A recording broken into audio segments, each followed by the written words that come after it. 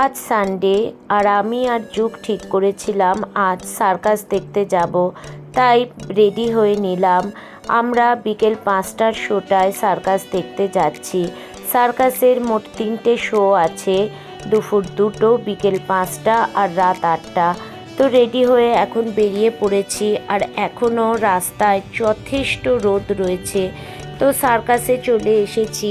এখানে টিকিটের দাম হচ্ছে 100 টাকা, 150 টাকা আর 200 টাকা। তো আমরা 200 টাকার টিকিটটা কেটেছিলাম, তাই একদম সামনে বসেছি। আর এই হচ্ছে মূল আকর্ষণ, ট্রাপিজের খেলা। এরপর শুরু হলো মার্চ পাস্ট। আগে এই মার্চ পাস্টে জীবজন্তু, বাঘ, ভাল্লুক সবই থাকতো। তো এখন কিন্তু এই জীবজন্তুর খেলাটা বন্ধ হয়ে সার্কাসের মেন আকর্ষণটাই অনেক কমে গেছে।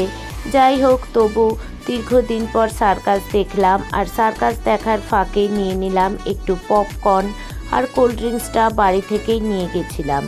আসলে শুধু মুখে তো আর সার্কাস জমে না, তাই জন্য ওখানে সার্কাস দেখতে দেখতে popcorn, cold drinks, ice cream, chips সবই খেয়েছি। আর এই হচ্ছে সার্কাসের লাস্ট খেলা। এটা হচ্ছে ফায়ারের একটা খেলা। তো বেশ ভালো লাগলো এই শোটা। যাই হোক, মোট 2 ঘন্টার সার্কাস ছিল। তো সার্কাস দেখে এখন পেরিয়ে যাচ্ছি। এবার চলে যাব বাড়ি। ভিডিওটা ভালো লাগলে অবশ্যই একটা লাইক করে দিও। খুব শীঘ্রই দেখা হচ্ছে নতুন একটা ভিডিও নিয়ে।